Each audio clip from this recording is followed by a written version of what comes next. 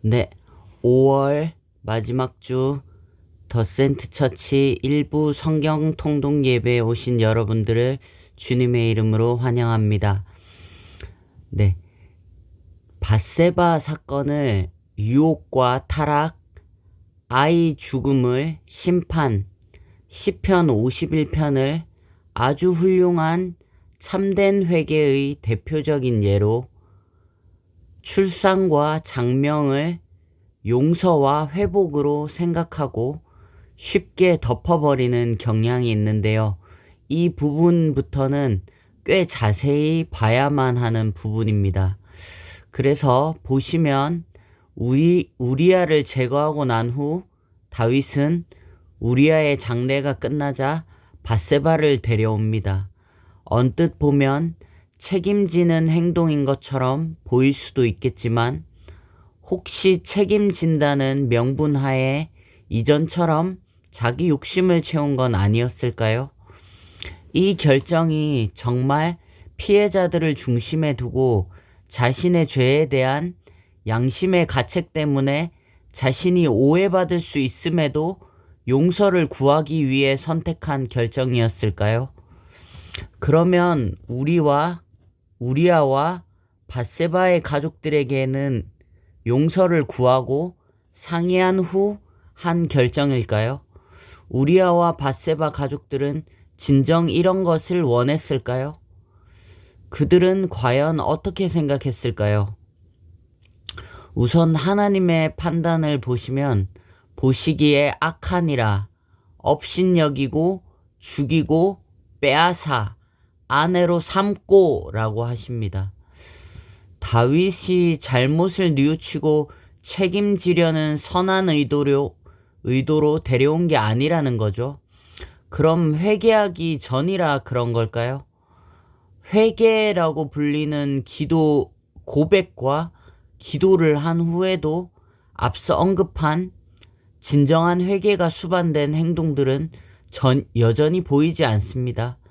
혹자는 우리아가 용사 명단에 오른 것이 다윗의 미안함의 표현이라는데, 그건 우선 그 명단이 적힌 것이 우리아 사후가 확실해야 하고, 그 명단을 적기 전에도 이미 모두의 인정을 받았을 가능성이 완전히 없어야 하며, 우리아가 실력이 안 되는데 명단에 올려줬을 때 성립 가능한 일입니다.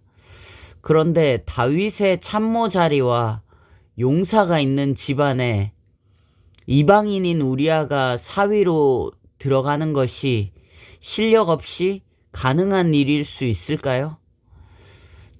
아무리 다윗에게 유리하게 해석한다 하더라도 사무엘 하나 시편의 기도 후에도 다윗은 관련 당사자들에게 미안함과 회개나 돌이킴을 가지고 있지 않았습니다. 대신 랍바 정복전쟁이 끝나기 직전에 요압과 부하들이 목숨 걸고 수많은 피를 흘려낸 성과와 열매를 가로채고 사치스럽게 왕관을 뺏어 쓰고 영광을 누리고 압제하는 전형적인 정복자인 다윗의 모습만 성경은 기록하고 있습니다. 랍바 암몬과의 전쟁, 이 전쟁은 바로 우리아를 죽인 전쟁입니다. 이 전쟁을 하다가 우리아는 죽고 자신은 이 전쟁 중에 돌이킬 수 없는 실수를 범한 것을 기억하고 너무나 부끄러워하고 죄스러워했다면 뒤늦게 전쟁은 참여한다 하더라도 우리아가 생각나서 차마 왕관은 못 썼어야 하는 거 아닐까요? 그리고 성령님께 이끌림을 받았을 때마다 늘 그랬던 것처럼, 나단의 신탁에서도 강조된 것처럼 요압이 영광을 취할 기회를 왕인 자신에게 넘긴 것처럼, 나는 원래 목동에 불과하고 나를 왕위에 세우고 왕조를 번성케 하고 유지시키시는 분은 하나님이시니 내가 왕관을 쓸 수 없다, 하나님께 드리겠다고 해야 하지 않았을까요? 우리아나 그의 가족에게 미안함을 가지거나 용서를 구하지 않은 것은 분명해 보입니다. 오히려 남의 열매를 빼앗아 가로채는 모습이 여기서도 이어지고 있습니다. 그러면 밧세바 쪽 가족들에게는 어땠을까요? 아히도벨은 압살롬이 난을 일으킬 때 고향으로 낙향에 있었지만 압살롬은 아히도벨을 바로 불러들이죠. 그러면 압살롬이 다윗과 아히도벨과의 관계가 좋지 않았던 것을 알 정도로 둘의 관계는 공공연히 소문난 거겠죠. 실제로 아히도벨은 압살롬에게 합류해 다윗을 죽이기 위한 꾀를 내고 직접 실행하려 움직이고 좌절되자 자살까지 하는 모습을 보여줍니다. 아히도벨이 저렇게까지 날뛰는 것을 보면 참모로서 건국에 이바지한 자신과 용사 명단에 등재된 아들 엘리암의 손녀까지 3대에 걸친 충성을 이런 식으로 돌려받는다는 생각과 고위 대신이면서 동시에 책사인 그가 왕궁의 자기 사람들로부터 다윗의 전령들과 왕궁의 문지기들로부터 요압으로부터 전쟁 보고자들로부터 알아낸 정보들로 나단 못지않게 다윗이 저지른 일들에 대한 전후 사정을 훤히 꿰뚫어 보며 이렇게 생각했을 겁니다. 실수를 뉘우친다면 관련자들에게는 이런 방구도 없이 오히려 기만하고 조롱하는 것으로밖에 느낄 수 없는 행동인 장례 직후 밧세바를 왜 데려갔으며 왜 동침했고 나단의 책망 후 회개했다면서 왜 밧세바를 놔주지 않고 또 동침했는가? 죄스러움으로 호강시켜 주려는 것만이 목적이었다면 왜 왕궁에서만 살게 한다거나 더 이상 동침을 안 했다거나 다른 좋은 곳으로 보내는 등의 여러 가지의 선택지가 있었을 텐데 충신의 가정을 깨뜨리면서까지 밧세바를 빼앗아 아내로 취하고 권력과 언론을 통제해서 은폐하고 회유하고 반발을 무마시키려 입막음의 대가로 살인자, 깡패, 갑질 회사가 깽값 주듯이 왕위 계승권의 양도를 내세우며 덮어버리고 합의하려는 것은 용서를 구하는 것이 아니라 성은을 입은 듯이 여겨라 라는 디나 강간 후에 세겜과 그의 아버지 하몰이 야곱에게 보인 태도와 다를 바 없는 것인데 회개를 말하는 다윗이 너무 역겹고 가증스러워 보이지 않았을까요?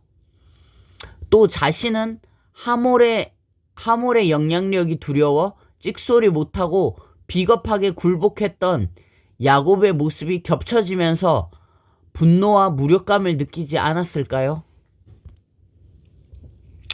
다윗의 회개 기도가 충분하거나 깊었다면 아히도벨이 압살롬 편에 가담했다는 얘기를 들으면 아히도벨의 계략을 어리석게 만들어 주십시오라는 기도뿐만이 아니라 자신의 죄를 자백하고 용서를 구하는 말이나 기도가 나왔어야죠. 나라의 충신에게 내가 정말 치유할 수 없는 상처를 줬구나. 치유하기 위한 인간적인 노력과 기도가 너무 부족했구나. 고 뉘우치고 하나님께 한 번 더 엎드려야 하는 것이 진정 자신의 죄를 알고 회개하는 자의 모습 아닐까요? 피해자의 입장에서 풀릴 때까지 노력했다면 그 정성을 봐서라도 완전한 용서는 아니더라도 다윗에 대한 죽이려는 행동까지는 가지 않지 않았을까요?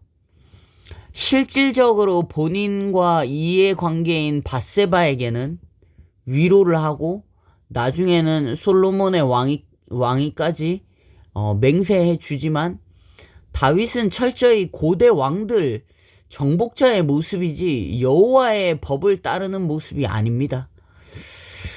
그리고 여호와의 원수가 크게 비방할 거리를 얻게 하였으니 아이가 반드시 죽을 것이다 라고 했는데 그 아이를 위하여 간구하고 7일 동안 금식 기도를 한다?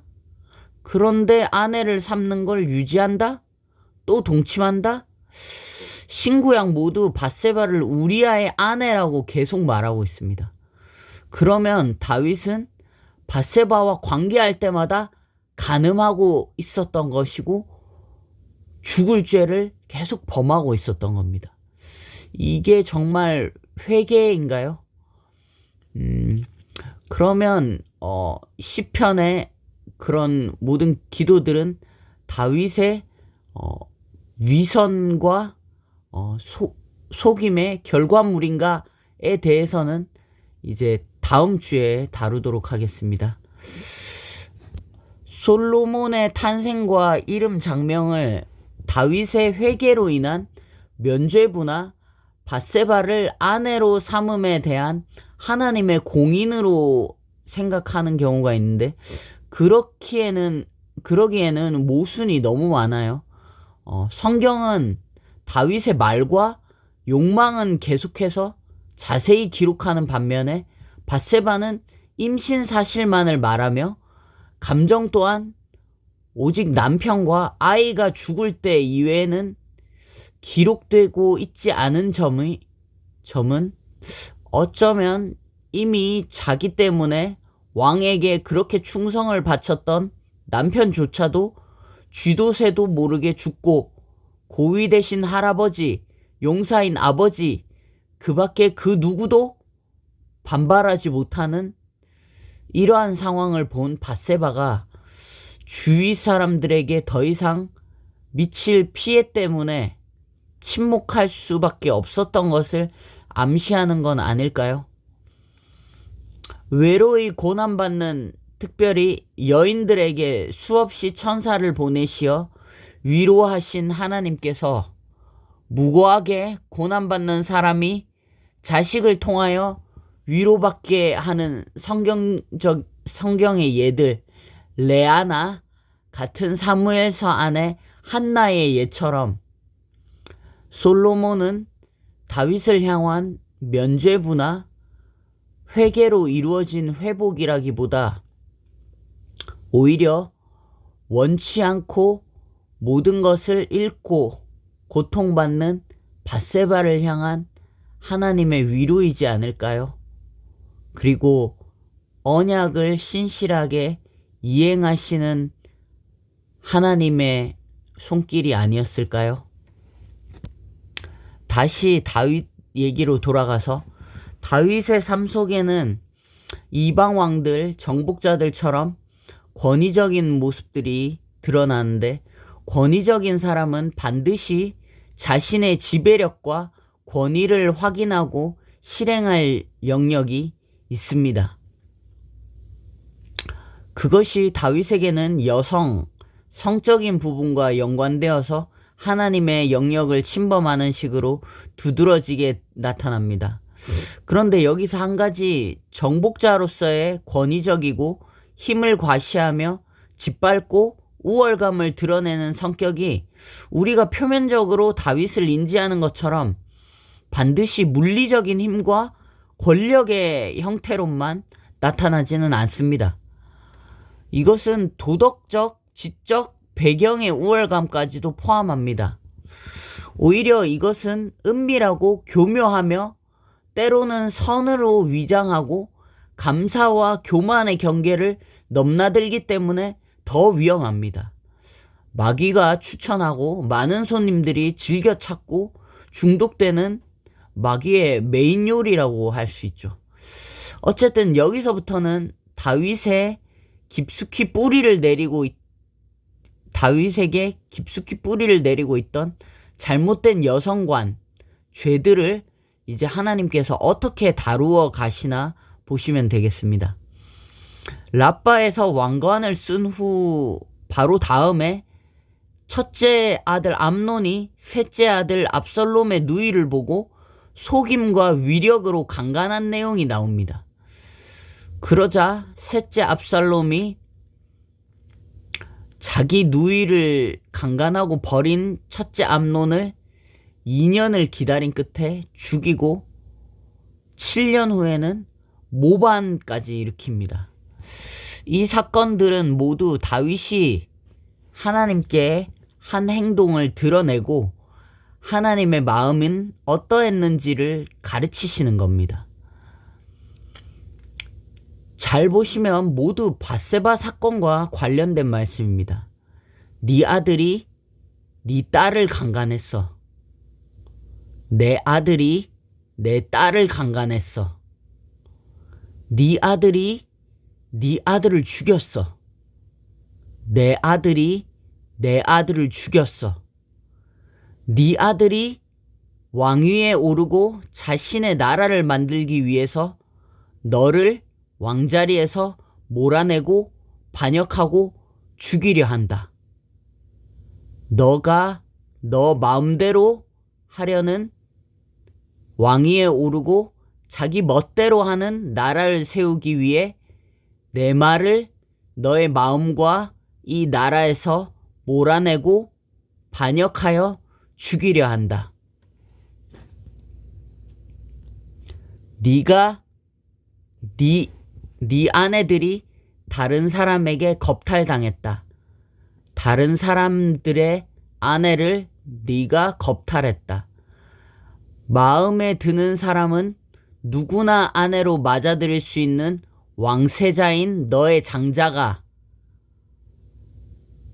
왕의 허락 없이는 취할 수 없는 공주를 금지된 하나를 취하려고 애비나 다른 생각은 손톱만큼도 안 하고 근친상간을 하고 있어. 강간을 하고 있어. 복수를 하고 있어. 살인을 하고 있어. 속임수를 통해서 의지적으로 계획적으로 아버지가 갖고 어머니는 다른 이복 형제를 아버지가 자신의 위치와 약속, 미래 때문에 면죄부를 주고 모른 척 해주길 기대하면서 네 장자가 이런 일을 자행했어. 내 장자가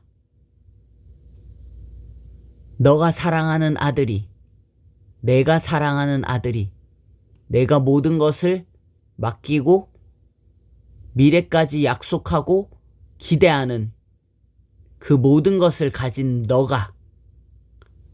너가 바로 이 죄를 나에게 사람들에게 지은 사람이다. 이것은 다윗뿐만 아니라 너무나 정확히 아담과 그 후손들을 가리키고 있죠. 아담처럼 여자를 하나님보다 더 사랑하여 선택하고요. 성경은 다윗을 특별한 사람보다는 이스라엘의 대표적인 전형적인 일반적인 죄 많고 고집센 인물로 여러 곳에서 드러냅니다. 또 다른 이스라엘의 대표적인 인물 야곱과 닮은 부분이 많죠. 권모술수에 능하지만 자신이 썼던 권모술수인데도 눈치채지 못하고 자식에게 그대로 당하는 모습이라던가 왜곡된 여성관과 아버지로서 자녀들을 훈육하지 않은 점 등이요. 아담이 지상명령을 받고 타락한 것처럼 노아가 홍수 심판 후 무지개 언약을 받은 후 술 취한 것처럼 시내산 언약 후에 금송아지가 나오고 다윗도 언약 후에 밧세바 사건이 나옵니다. 제자들도 최후 만찬에서 피로 세운 새 언약 후에 잠을 자고 예수님을 팔아넘기고요. 이것은 인간이 그 언약 관계를 신실하게 감당해낼 수 없는 존재라는 것과 이 언약 관계가 깨지지 않고 이끌고 가시는 분은 하나님이시라는 것을 드러냅니다. 사울과 다윗의 차이점보다 공통점이 훨씬 많습니다. 십자가의 강도들 유다와 베드로 똑같은 죄인인데 어떤 사람은 구원받고 어떤 사람은 그렇지 않은 모습을 상징적으로 드러내 줍니다. 순수하게 은혜로 은총으로 구별된 죄인 임을 드러내고요. 또 고난을 통해서 자신이 죄인임과 그것을 안 사람이 하나님께 기도로서 철저히 의지하게 되는 그리스도인의 모습을 잘 드러내주는 것 같아요.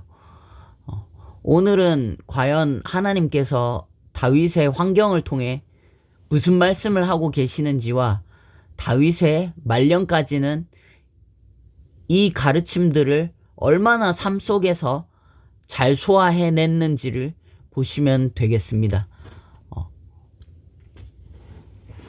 네, 다음 주에는 다윗이 지은 시편들은 다윗의 위선과 교만의 결과물 뿐인 건가에 대해서 좀 다뤄보도록 하겠습니다.